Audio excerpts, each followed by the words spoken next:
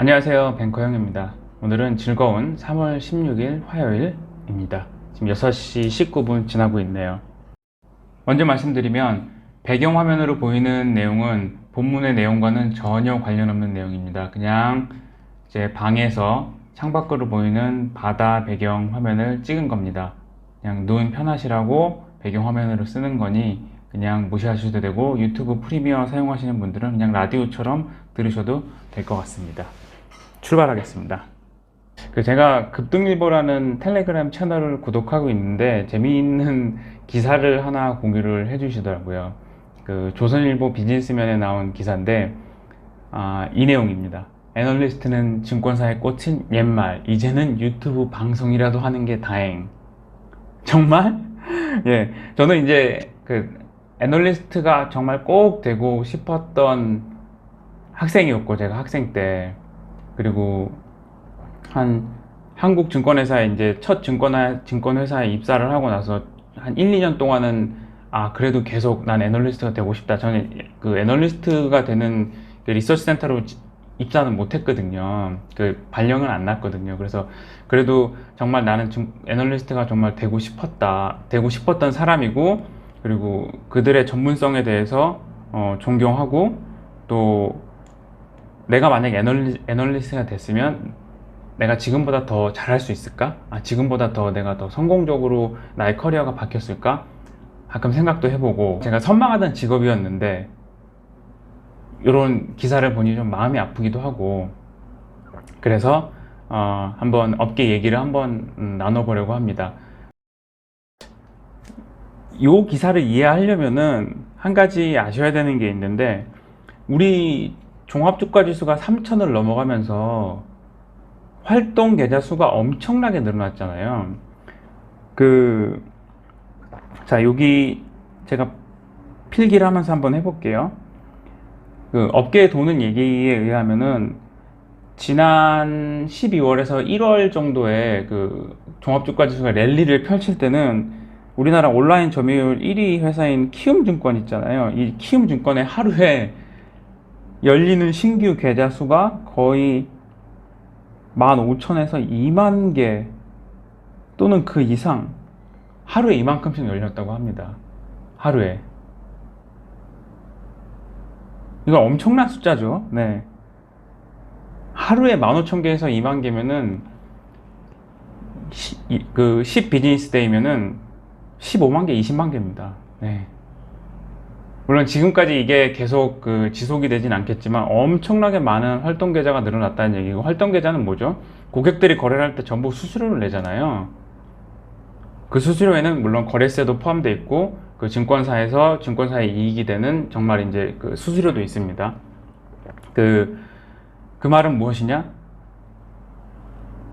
증권사 수익이 엄청나게 좋아졌다. 네. 엄청나게 좋아졌는데, 이 개인 투자자들이 많이 시장에 진입해서 증권사 수익이 좋아지면 이거는 누가 좋은 건가요? 이거 누구한테 좋은 거지? 1번 회사. 네, 당연하죠. 회사 자체의 수익이 좋아지는 거니까. 이 증권사 수익을 이제 이 수수료 수입 측면에서 보면은 이제 뭐 IB 사이드는 IPO나 이 기업 공개나 그 외에 이제 트레이딩이나 이쪽 사이드를 보지 않고 이 매매 쪽으로만 보면은 크게 이제 세 가지 축이 있는데, 개인 비즈니스, 보통 리테일이라 그러죠. 그리고 외국인 비즈니스, 인터내셔널 세일즈라 그러죠. 그리고 국내 기관들을 담당하는 홀세일, 인스티튜셔널 세일즈, 이렇게 세 개가 있는데, 외국인하고 기관은 그렇게 많이 늘지 않았어요. 예. 아마 약간의 자문사들 설립이 좀 많아져가지고 국내 기관 쪽이 조금 늘었을 수도 있는데, 이쪽은 그렇게 크게 증가하지 않았을 겁니다. 아마 국내 기관 쪽은 심지어 플랫하거나 아니면 감소했을 수도 있어요. 왜냐하면 주식형 뮤추얼 펀드가 계속 줄어들고 있잖아요. 전부 직접 투자로 가고 있잖아요. 그래서 국내 기관이 그렇고, 외국인도 뭐 특별히 늘어날 만한 저거는 없었고, 기존에 하던 기관이 더 크게 할 수는 있어도 기관 수가 막 많아지거나 그런 일은 잘 발생하지 않죠. 근데 개인은 새로운 유입이 많았습니다. 새로운 주식을 하기 위해서 새로 그 주식시장에 직접 뛰어든 고객들이 많았는데, 그러면 개인이 많아지면, 개인 비즈니스에서 돈을 많이 벌게 되면 회사도 좋아지고, 이 개인 비즈니스를 담당하는 리테일 사업법은, 그리고 온라인 사업법은, 제가 신한에 있을 때는 리테일에서 그 온라인 사업부를 같이 관리했고, 한국투자증권에 있을 때는 이 온라인 사업부분이 있었습니다. 뱅키스 팀이 따로 있었어요. 이 본사의 뱅키스 팀이 이 온라인 뱅키스 고객들을 다 따로 관리를 했습니다. 여기 계셨던 분들이 이제 굉장히 좋아졌죠. 이 사업부 실적이 높아지니까 당연히 보너스도 올라갔을 거고, 여러분들이 좋아하시는 염블리 염승환 부장님, 이베스트 증권, 그분도 제가 알기로는 요 온라인 요쪽에 계신 걸로 알고 있어요. 이 지점에 계신 분이 아니라, 뭐 3프로 나오신 분들 중에 이다솔 차장님 이런 분들은 이제 지점에 계신 분들인데, 오프라인 대면을 직접 하시는 분들인데, 염승환 부장님 같은 분들은 이 온라인에 계시고, 그리고 그 한국투자증권에서도 또 박재영 차장님이라는 분 나오시잖아요. 그분은 이제 뱅키스 쪽 요쪽에 계신 분이고. 근데 여기가 이렇게 잘 돼서, 이 개인 부분이 이렇게 잘 돼서 회사 전체적인 수익이 좋아지면은, 그럼 애널리스트들은 이게 좋은가? 애널리스트들한테 이게 과연 좋은가? 전혀 좋은 게 없습니다. 아마 제가 맞다면 애널리스트들한테는 정말 이게 좋은지는 퀘스천 마크예요. 왜냐하면 이 리서치 센터라는 조직은 수익 부서가 아니죠. 수익, 비용 이렇게 있으면 수익 부서가 아니고 비용만 나갑니다. 네. 개인 영업 부분 수익 부서죠. 개인이 매매하면은 수수료 들어오니까. 외국인 영업 부분 수익 부서죠. 외국인이 매매하면 수수료 들어오니까. 기관도 마찬가지고. 근데 리서치 센터는 요 외국인과 기관 영업 부서를 서포트하는, 양질의 보고서로 서포트하는 그런 리서치 조직이지, 여기서 직접 돈을 벌어오진 않습니다. 그 유럽 은행들은 그 리서치 자료가 유료화된 데들도 있거든요. 그런 데들은 이제 리서치가 일부 수익 부서로 그 수익 부서 역할을 하긴 하지만, 한국에서는 이 비용 부서입니다. 리서치는. 그리고 그 비용은 누가 되느냐, 이게 이제 중요한데, 보통 리서치 센터의 비용이 약 100억 정도라고 하면, 보통 대형 증권사의 리서치 센터 비용이 100억 정도 됩니다. 애널리스트 인건비, 그리고 이제 그 지원 스태프들이 있거든요. 그 리서치 지원 스태프, RA가 아닙니다. 지원 스태프, 그리고 코디네이터도 있어야 되고, 지원 인력, 그리고 애널리스트들이 쓰는 데이터들이 있습니다. 예를 들어서 뭐 블룸버그에서 다운받아야 된다. 블룸버그, 그리고 뭐 디램 익스체인지 구독해야겠죠. 그 IT 쪽 보시는 분들은 뭐 그런 구독 자료들, 이런 비용이 상당히 많이 들어갑니다. 블룸버그 터미널 하나가 약 한 2만 불, 그러면 약 한 2,300만 원. 거기다 마켓 데이터를 더하면 이게 뭐 금방 3천만 원까지도 올라가고요. 터미널 하나당입니다. 물론 그래서 보통 공용을 많이 쓰죠. 그래도 하나 갖고는 부족하니까 여러 개가 있을 거고, 그 외에 이제 뭐 만약에 로이터를 쓴다, 로이터도 있어야 되고, 여러 가지 터미널 단말기들, 여러 가지 그 정보 제공을 해주는 업체들한테 사야 되는 정보 비용, 뭐 이런 찌라시 이런 게 아니고요. 정말 가공된 업체들 데이터, 뭐 출하량 데이터, 뭐 추정치, 이런 것들이 또 기관 투자자들이 쓸 수 있게 좋게 그 제공을 해주는데, 뭐 퀀트 자료 같은 경우는 뭐 글로벌 기업들 퀀트 매매에 사용할 수 있는 그 재무제표를 예를 들어서 뭐 국제 기준에 맞게 만들어 놓은 거는 뭐 1년치가 뭐 1억? 네. 저도 이거는 정확하게 모르겠는데, 뭐 요 정도도 내는 것 같더라고요. 1억 이상, 2억 뭐 이렇게 해도 되고요. 상당히 큽니다. 근데 이거를 어떻게 비용을 나누냐, 보통은 제가 한 투 했을 때 아마 리테일에서 1, 그리고 전체를 10으로 가정하면 국제에서 2, 2.5, 그리고 법인에서 6.5 이러면은 10이 되나요? 네, 10 되네요. 이 100억에 만약에 리서치 센터 비용이면 법인이 65억, 국제가 25억, 개인이 리테일이 10억. 근데 여기는 지금 엄청 늘어났는데 여기 비즈니스는 요 리테일 비즈니스는 여기는 플랫이고 여기도 아마 플랫? 네. 외국인 투자자들이 국내 증권사 국제 영업부랑 매매를 할 이유가 딱히 없거든요. 만약에 정말 로컬 리서치가 좋아서 할 수도 있는데 그게 아닌 경우는 이제 글로벌 IB들이랑 하는 경우가 훨씬 많고, 네. 그렇습니다. 아, 모든 증권회사들이 이 외국인을 담당하는 이 인터내셔널 세일즈 부서가 있는 건 아니에요. 예를 들어서 토스증권이다. 토스증권은 개인만 있죠. 요번에 새로 나온 토스증권 외국인도 없고 국내 기관도 없고, 아마 국내 기관은 이 데스크를 셋업할 수도 있어요. 뭐 국내 기관의 네트워크가 좋거나 아니면 영업 능력이 좋은 뭐 상무급 사람, 뭐 상무 이사급 한 명 데려와서 뭐 한 4~5명을 시작해서 팀을 하나 셋업할 수도 있는데, 혹시 셋업을 이미 했을 수도 있겠죠. 토스증권 같은 데는 이 개인 위주고, 이 국내 중소형사들은 보통 국내 기관만 있는 데들이 많고요.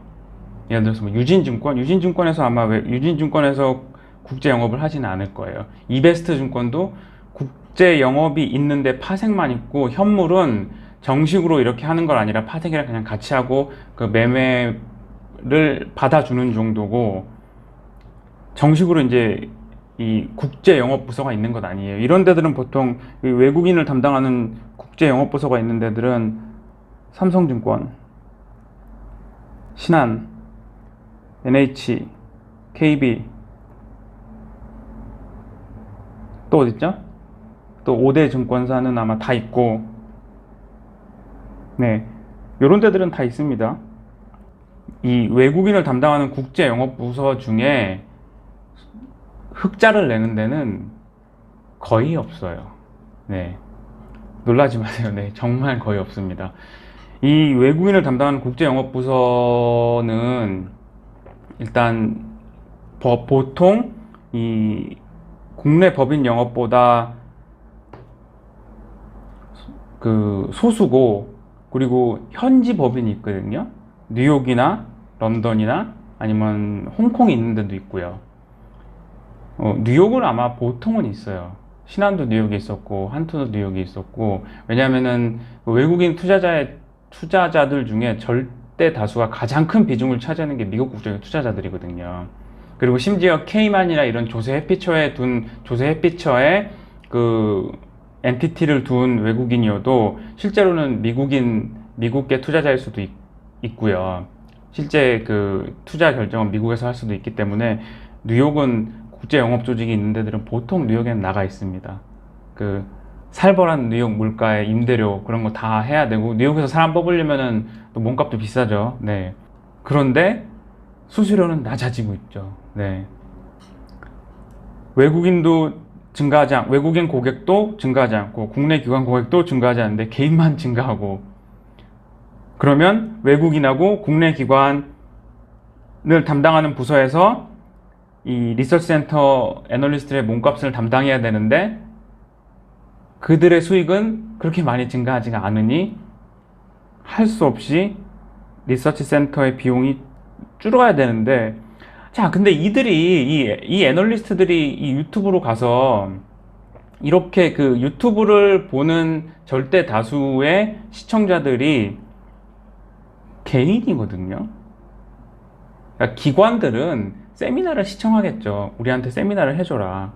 사실 그게 이제 그 국내 기관들은 그렇고, 일부 국제 영업 조직이 있는 데들 중에는 예전에 이제 코로나 전에는 그 출장도 가서 해외 세미나나 NDR에 따라가거나 이렇게 그 애널리스트가 그런 경우도 이제 있기는 아마 했을 거예요. 근데 대부분 이제 개인이랑 소통은 유튜브로 하는데 거기서 또 많은 고객이 유입되면 저는 그런 생각이 들더라고요. 그러면 이 개인 리테일 영업 사업부에서 리서치 센터 비용을 좀 부담해야 되는 거 아닌가?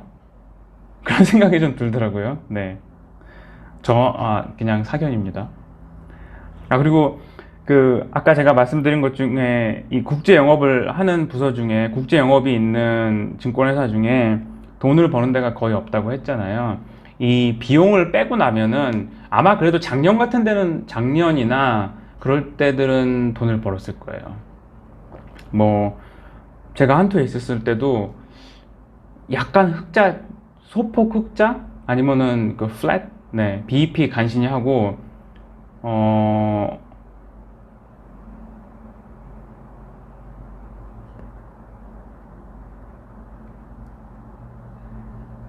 아직 적자지만 그래도 흑자의 희망이 보이는, 거래 대금이 좀 따라와주고 시장이 상승을 해주고 그러면 흑자의 희망이 보이는, 네, 그런 상황이었거든요. 근데 지금 정도 돼서는 다들 돌아섰기를, 네, 바랍니다. 근데 이 리서치 수요를 커버해주는 이런, 우리가 이제 하이터치라고 하는데, 고객의, 그러니까 기관 외국인들 중에 나는 리서치가 좀 필요하다, 그러니까 스타 피킹을 해야 되는데 리서치가 필요하다, 이러한 고객들의 수 자체가 좀 감소를 하고 있어요. 그거는 이제 뭐 패시브화가 많이 진행되고 퀀트화가 진행되면서 이 종목 피킹에 대한 니즈가 좀 이렇게 좀 줄어들고 있다고 봐야 되고, 그게 한국만 그런 게 아니라 글로벌에서도 마찬가지입니다. 이 글로벌 투자 은행들 중에서도 뭐 골드만이라든지 모건이라든지 메릴린치죠. BOFA, 뭐 바클레이즈, HSBC, UBS, 뭐 CS, 뭐 이렇게 티어 1 은행들 중에서도 이 하이터치,